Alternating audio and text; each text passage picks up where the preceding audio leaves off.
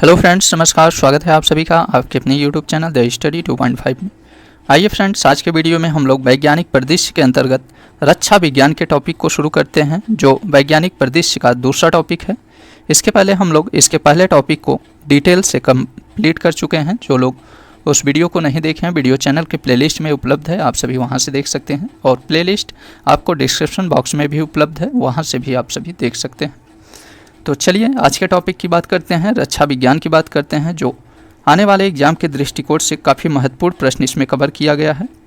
तो आइए हम लोग इन प्रश्नों को शुरू करते हैं। फ्रेंड्स, यदि आप सभी चैनल पे नए हो तो चैनल को प्लीज़ सब्सक्राइब कर लीजिएगा और साथ ही में ऑल बेल आइकन नोटिफिकेशन को भी प्रेस कर दीजिएगा, जिससे आने वाले नए वीडियो की नोटिफिकेशन आप सभी को प्राप्त होता रहे। तो चलिए हम लोग सीधे प्रश्नों की ओर बढ़ते हैं। रक्षा विज्ञान का पहला प्रश्न है, INS सिंधु ध्वज सेवा मुक्त। आइए हम लोग इसे डिटेल से देखते हैं। INS सिंधु ध्वज को हाल ही में सेवा मुक्त किया गया है। तो आइए इससे संबंधित सभी इम्पॉर्टेंट फैक्ट को इसके देखते हैं। तो INS सिंधु ध्वज को 16 जुलाई 2022 को 35 वर्ष की सेवा के बाद पनडुब्बी INS सिंधु ध्वज को भारतीय नौसेना से सेवा मुक्त किया गया। तो इससे कब सेवा मुक्त किया गया? तो 16 जुलाई 2022 को 35 वर्ष की सेवा के बाद इसे भारतीय नौसेना से सेवा मुक्त किया गया है। इस पॉइंट को आप सभी याद रखिएगा। आगे ही इसमें इस पनडुब्बी को विशाखापत्तनम में आयोजित समारोह में सेवा मुक्त किया गया। इसे जून 1987 में भारतीय नौसेना में शामिल किया गया था। तो फ्रेंड्स, यहाँ से आप सभी के एग्जाम में प्रश्न पूछा जा सकता है कि INS सिंधु ध्वज को भारतीय नौसेना में कब शामिल किया गया था? तो 1987 में शामिल किया गया था। इसे आप सभी ध्यान दीजिएगा। आगे इसमें यह किलो श्रेणी की 10 पनडुब्बियों में से एक थी, जिसे भारत ने वर्ष 1986 और वर्ष 2000 के बीच रूस, जो पूर्व सोवियत संघ था, उससे खरीदा था। तो INS सिंधु ध्वज को भारत किससे खरीदा था? तो रूस से खरीदा था। इस पॉइंट को आप सभी याद रखिएगा। स्वदेशी सोनार, स्वदेशी उपग्रह संचार प्रणाली रुकमणी और MSS जड़त्वी नेविगेशन प्रणाली और स्वदेशी टारपीडो फायर कंट्रोल सिस्टम का परिचालन इसी पर प्रारंभ हुआ था। यह एकमात्र पनडुब्बी थी जिसे प्रधानमंत्री द्वारा नवाचार के लिए CNS रोलिंग ट्रॉफी से सम्मानित किया गया था। तो INS सिंधु ध्वज से हम लोगों ने क्या क्या देखा? तो ध्यान दीजिए फ्रेंड्स, INS सिंधु ध्वज से आपके एग्जाम में किस पॉइंट से प्रश्न पूछे जा सकते हैं? तो इन पॉइंट को आप सभी ध्यान दीजिए कि INS सिंधु ध्वज को सबसे पहली बार किस देश से खरीदा गया था? तो रूस से खरीदा गया था, जो पहले सोवियत संघ में शामिल था। तो उस दौरान खरीदा गया था। और कब खरीदा गया था? तो 1987 में INS सिंधु ध्वज को रूस से खरीदा गया था। इसे कब सेवा मुक्त किया गया? तो 35 वर्ष सेवा देने के बाद इसे 16 जुलाई 2022 में सेवा मुक्त किया गया। इतने पॉइंट को आप सभी याद रखिए, इससे बाहर आपके एग्जाम में प्रश्न नहीं पूछा जा सकता। चलिए अब हम लोग नेक्स्ट क्वेश्चन देखते हैं। INS दुनागिरी का जलावतरण 15 जुलाई 2022 को प्रोजेक्ट 17A के तहत निर्मित युद्धपोत INS दुनागिरी का हुगली नदी पर जलावतरण किया गया। इसे नौसेना डिजाइन निदेशालय द्वारा डिजाइन किया गया है। इस युद्धपोत का निर्माण कोलकाता में garden rich shipyard and engineers limited द्वारा किया गया है। तो इस युद्धपोत का निर्माण कोलकाता में garden rich shipyard and engineers limited द्वारा किया गया है। दुनागिरी P-17A के तहत निर्मित युद्धपोतों की श्रृंखला का चौथा पोत है। इसका नाम उत्तराखंड राज्य में स्थित एक पर्वत श्रृंखला के नाम पर रखा गया है। P-17A that is project 17A के तहत निर्मित युद्धपोत प्रोजेक्ट 17 शिवालिक श्रेणी के अंतर्गत निर्मित युद्धपोत के उत्तरवर्ती है। उल्लेखनीय है कि भारतीय नौसेना हेतु P-17A के तहत 7 युद्धपोतों, जिसमें चार मझगांव डाक शिपयार्ड लिमिटेड मुंबई द्वारा और 3 कोलकाता GRSE कोलकाता द्वारा इसका निर्माण किया जा रहा है। P-17A के अन्य 3 युद्धपोत जिनका जलावतरण किया जा चुका है, जिसमें पहला है INS नीलगिरी जिसका जलावतरण 28 सितंबर 2019 को किया गया, वहीं दूसरा INS हिमगिरी जिसे 14 दिसंबर 2020 को और INS उदयगिरी जिसे 17 मई 2022 को जलावतरण किया गया। आइए नेक्स्ट क्वेश्चन देखते हैं। पृथ्वी 2 का सफल परीक्षण, काफ़ी इंपॉर्टेंट प्रश्न है, इसे ध्यान दीजिए। 15 जून 2022 को भारत ने सतह से सतह पर मार करने वाली लघु दूरी की बैलिस्टिक मिसाइल पृथ्वी 2 का सफल परीक्षण किया। तो ध्यान दीजिए फ्रेंड्स, पृथ्वी 2 कैसी मिसाइल है? तो यह सतह से सतह पर मार करने वाली एक लघु दूरी की बैलिस्टिक मिसाइल है। ठीक है, इस पॉइंट को ध्यान दीजिएगा। यह परीक्षण एकीकृत परीक्षण रेंज चांदीपुर ओडिशा से किया गया। तो पृथ्वी 2 का परीक्षण कहाँ से किया गया? तो ओडिशा के चांदीपुर से किया गया है। यहाँ से प्रश्न पूछा जा सकता है, तो इन पॉइंट को आप सभी याद रखिए। यह परीक्षण इस मिसाइल का रात्रिकालीन परीक्षण था। ध्यातव्य है कि पृथ्वी 2 मिसाइल का प्रथम परीक्षण 27 जनवरी 1996 को किया गया था। तो पृथ्वी 2 का पहला परीक्षण कब किया गया था? तो 27 जनवरी 1996 को किया गया था। पृथ्वी 2 एक स्वदेशी मिसाइल है, ध्यान दीजिए, पृथ्वी 2 एक स्वदेशी मिसाइल है। ठीक है, और यह सतह से सतह पर मार करने वाली लघु दूरी की बैलिस्टिक मिसाइल है। पृथ्वी 2 मिसाइल का परास अर्थात रेंज 250 से 350 किलोमीटर के बीच है। तो इसकी मारक क्षमता कितनी है? तो 250 से लेकर 350 किलोमीटर के बीच है। यह मिसाइल 500 से 1000 किलोग्राम तक का पेलोड ले जाने में सक्षम है। ठीक है, तो पृथ्वी 2 से क्या क्या हम लोगों ने इंपॉर्टेंट फैक्ट देखा जिससे एग्जाम में पूछा जा सकता है। तो सबसे पहली बात, पृथ्वी 2 कैसी मिसाइल है? तो सतह से सतह पर मार करने वाली एक बैलिस्टिक मिसाइल है, जिसकी यह एक लघु दूरी की बैलिस्टिक मिसाइल है जिसका परीक्षण चांदीपुर ओडिशा से किया गया है। ठीक है, इसका पहली बार परीक्षण कब किया गया था? तो 27 जनवरी 1996 में किया गया था। इस पॉइंट को आप सभी याद रखिएगा। चलिए अब हम लोग नेक्स्ट क्वेश्चन देखते हैं, अग्नि 4 का सफल परीक्षण। आइए इस प्रश्न को देखते हैं। 6 जून 2022 को ओडिशा स्थित डॉक्टर APJ अब्दुल कलाम द्वीप से नाभिकीय सक्षम बैलिस्टिक मिसाइल अग्नि 4 का सफल परीक्षण किया गया। तो अग्नि 4 का सफल परीक्षण कहाँ से किया गया? तो ओडिशा स्थित APJ अब्दुल कलाम द्वीप से। तो APJ अब्दुल कलाम जिसका पूर्व नाम व्हीलर द्वीप था, इस समय इसका नाम परिवर्तित करके डॉक्टर APJ अब्दुल कलाम द्वीप के नाम पर इसका नाम रखा गया है। तो यहाँ से इसका परीक्षण किया गया और एक ऐसी मिसाइल है, एक नाभिकीय सक्षम बैलिस्टिक मिसाइल है। तो अग्नि 4 कैसी मिसाइल है? नाभिकीय सक्षम मिसाइल है, एक बैलिस्टिक मिसाइल है। इन पॉइंट को आप सभी याद रखिएगा। आगे इसमें देखते हैं, अग्नि 4 का यह परीक्षण सेना के सामरिक बल कमान द्वारा किए जाने वाले प्रयोक्ता परीक्षण का भार था। आगे है इसमें द्विचरणीय अग्नि 4 मिसाइल का यह 8वां परीक्षण था। तो अग्नि 4 का यह 8वां परीक्षण था, इसे ध्यान दीजिएगा। इस मिसाइल का विगत परीक्षण 23 दिसंबर 2021 को किया गया था।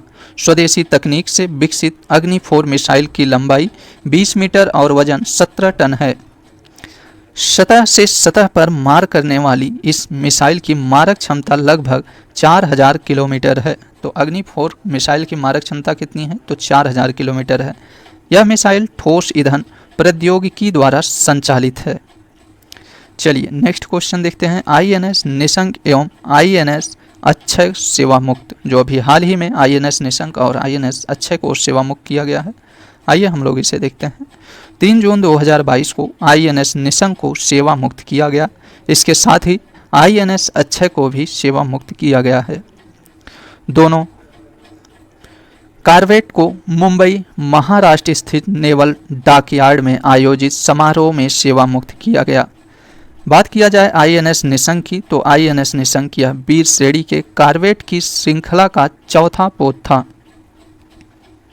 INS निशंक को सितंबर 1989 में भारतीय नौसेना में शामिल किया गया था। तो INS निशंक को भारतीय नौसेना में कब शामिल किया गया था? तो 1989 में किया गया था। वही INS अक्षय की बात किया जाए तो INS अक्षय यह अभय श्रेणी के कॉर्वेट की श्रृंखला का तीसरा पोत था। इसे 10 दिसंबर 1990 को भारतीय नौसेना में शामिल किया गया था।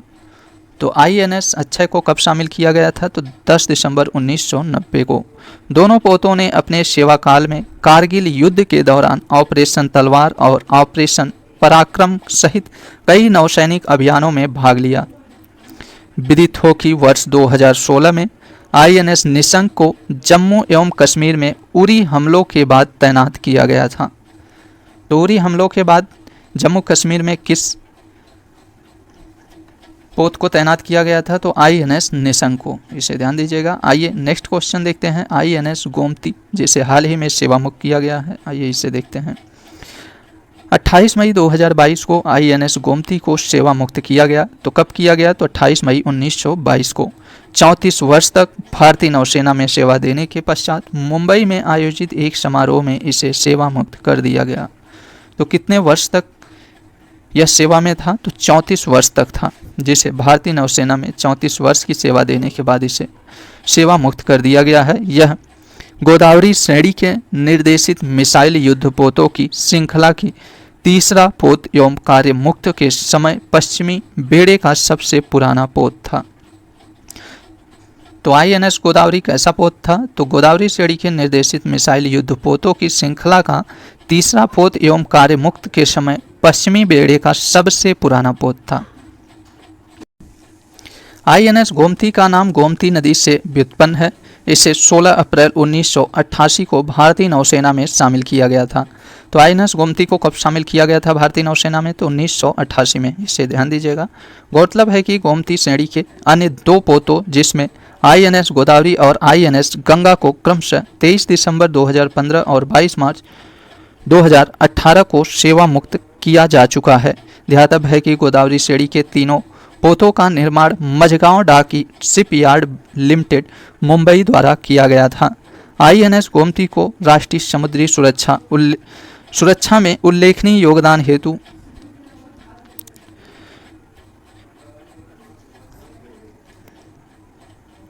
वर्ष 2007-8 और पुनः वर्ष 2019-20 में प्रतिष्ठित यूनिट प्रशस्ति पत्र से सम्मानित किया गया था।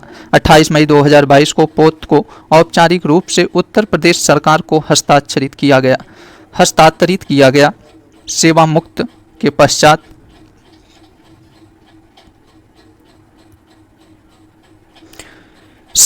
पश्चात इस पोत की विरासत को गोमती नदी लखनऊ के तट पर स्थापित किए जा रहे ओपन एयर संग्रहालय में जीवंत रखा जाएगा। तो सेवा मुक्त होने के बाद इस पोत को कहाँ पे रखा जाएगा? तो गोमती स्थित लखनऊ के तट पर स्थापित किया जाएगा।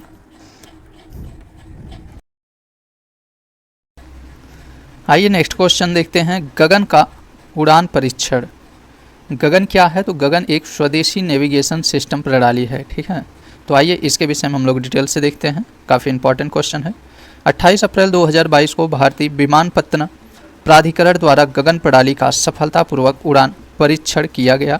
यह उड़ान परीक्षण किशनगंज हवाई अड्डा राजस्थान से किया गया है। तो गगन उड़ान परीक्षण कहाँ से किया गया? तो किशनगढ़ हवाई अड्डा राजस्थान से किया गया है।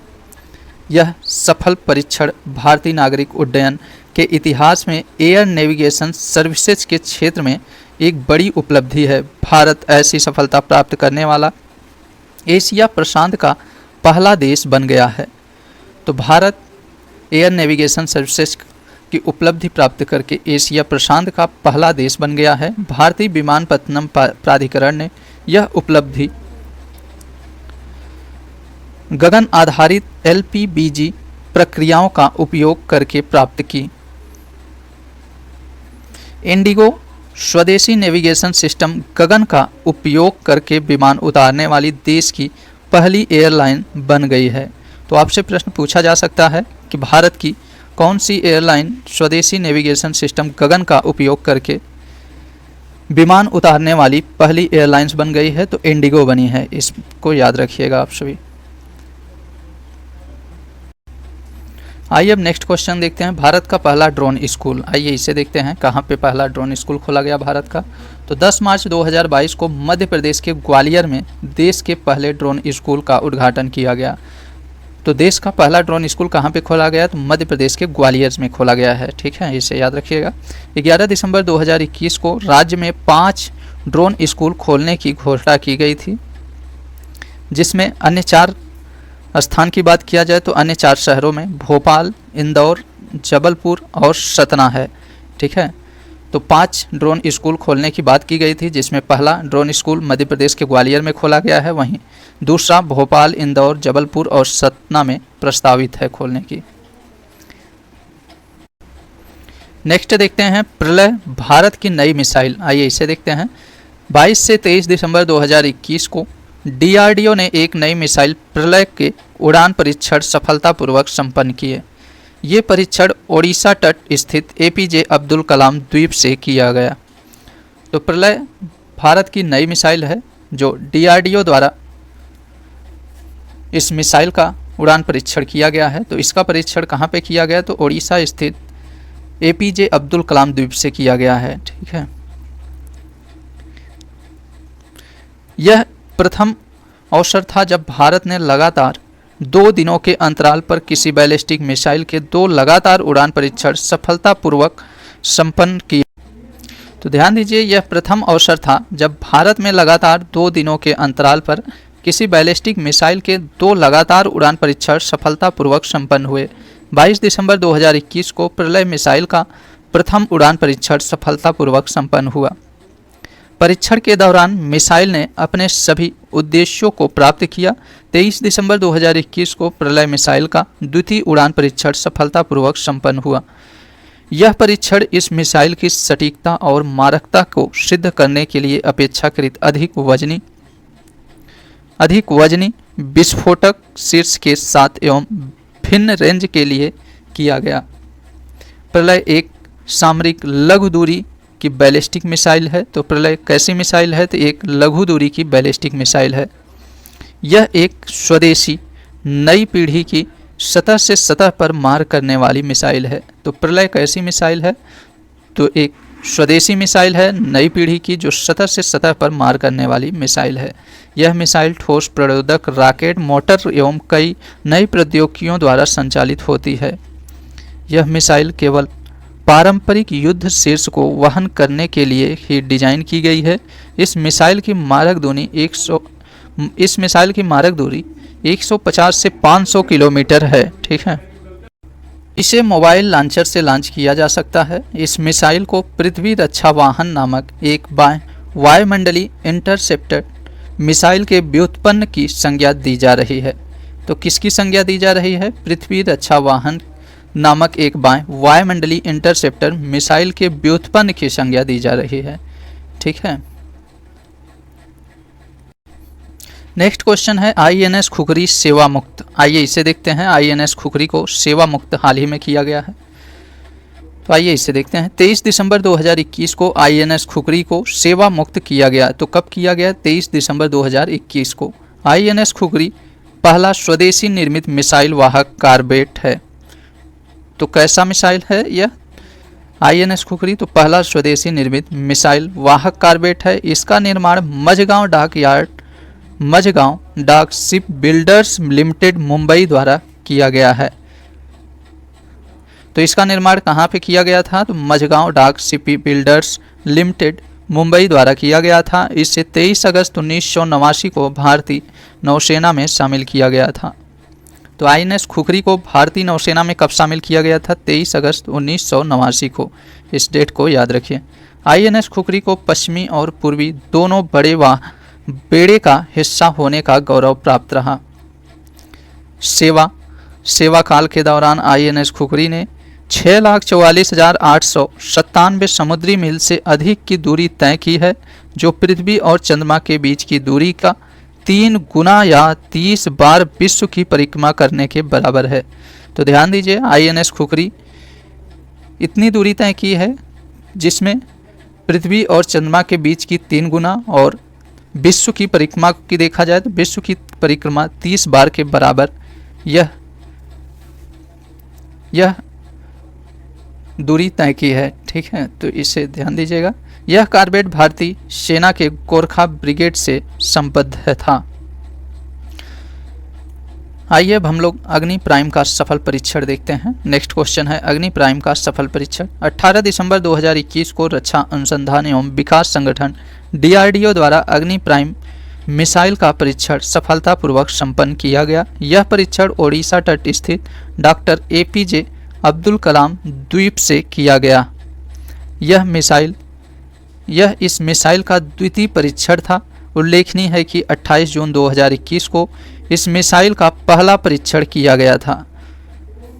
तो अग्नि प्राइम का पहला परीक्षण कब किया गया था? तो 28 जून 2021 को किया गया था।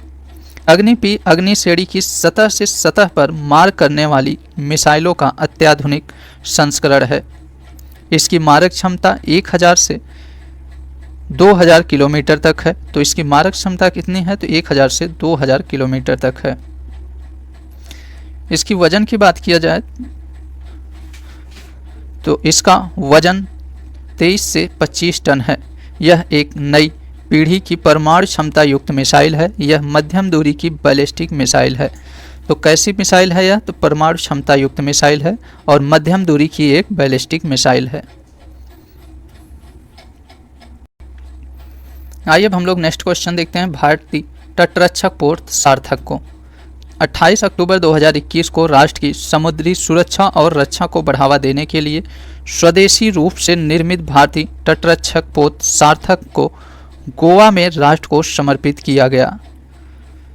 तो सार्थक को कहाँ से समर्पित किया गया है राष्ट्र को? तो गोवा से किया गया है। ICGS सार्थक गुजरात के पोरबंदर में स्थित होगा। तो ICGS सार्थक कहाँ पे स्थित होगा? तो गुजरात के पोरबंदर में स्थित होगा। और कमांडर तटरक्षक क्षेत्र के संचालन और प्रशासनिक नियंत्रण के तहत भारत के पश्चिमी समुद्र तट पर संचालित होगा। ज्ञातव्य है कि ICGS सार्थक भारतीय तटरक्षक बल के लिए गोवा शिपयार्ड लिमिटेड द्वारा निर्मित किए जा रहे 5 अपतटीय गश्ती पोतों की श्रृंखला का चौथा पोत है। इस श्रृंखला के अन्य युद्ध पोत ICGS सचेत और ICGS सुजीत और तीसरा है ICGS सजग और चौथा है ICGS सक्षम। ये श्रृंखला इस युद्धपोत का संस्करण है। इसमें इसके वजन की बात किया जाए तो इसका कुल वजन 2450 टन इसका कुल वजन है, जो 105 मीटर लंबा और 9100 किलोमीटर के 2 डीजल इंजन द्वारा संचालित होती है। यह 26 समुद्री मील की अधिकतम गति प्राप्त करने के लिए डिजाइन किया गया है। नेक्स्ट देखते हैं INS ध्रुव की तैनाती। आइए इसे देखते हैं। 10 सितंबर 2021 को विशाखापट्टनम स्थित हिंदुस्तान शिपयार्ड लिमिटेड में भारतीय नौसैनिक पोत ध्रुव को आधिकारिक रूप से सेवा में शामिल किया गया है। INS ध्रुव भारत का पहला मिसाइल का पता लगाने वाला और समुद्री निगरानी पोत है। तो INS कैसा पोत है? तो एक भारत का मिसाइल का पता लगाने वाला और समुद्री निगरानी पोत है। इस प्रकार भारत ऐसी नौसैन्य क्षमता से लैस चुनिंदा देशों जैसे अमेरिका, रूस, चीन और फ्रांस की श्रेणी में शामिल हो गया है। तो भारत INS ध्रुव की तैनाती कर विश्व में किन देशों के समान हो गया है? तो इसमें अमेरिका, रूस, चीन एवं फ्रांस श्रेणी में शामिल हो गया है। तो फ्रेंड्स, हम लोग रक्षा विज्ञान से संबंधित सभी इंपॉर्टेंट प्रश्नों को कवर कर लिए हैं। नेक्स्ट वीडियो में ऐसे ही इंपॉर्टेंट टॉपिक के साथ मिलते हैं। तो चलिए हम लोग नेक्स्ट वीडियो में मिलते हैं। तब तक के लिए नमस्कार।